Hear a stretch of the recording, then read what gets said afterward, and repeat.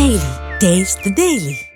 నల్గొండ రంగారెడ్డి పాల ఉత్పత్తిదారుల పరస్పర సహాయక సహకార సంఘం మదర్ డైరీ ఎన్నికల్లో బీఆర్ఎస్ ఘన విజయం సాధించింది. మదర్ డైరీ ఎన్నికల్లో కాంగ్రెస్ అభ్యర్థులు డీలా పడ్డారు. మదర్ డైరీలో ఖాళీ అయిన 3 డైరెక్టర్ స్థానాలకు హయత్ నగర్ లోని ఎస్వీ కన్వెన్షన్ సెంటర్ లో శనివారం ఉదయం 8 గంటల నుంచి మధ్యాహ్నం 1 గంట వరకు పోలింగ్ నిర్వహించారు.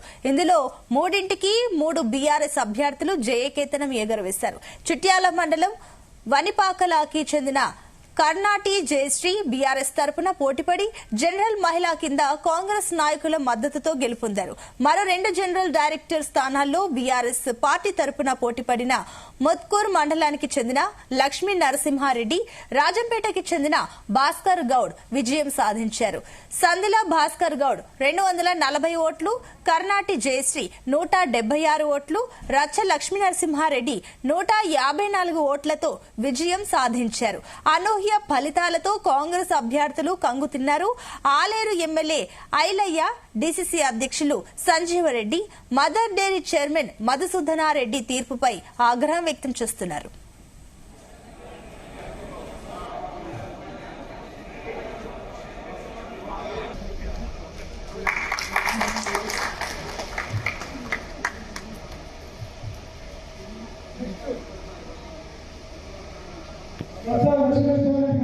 Next.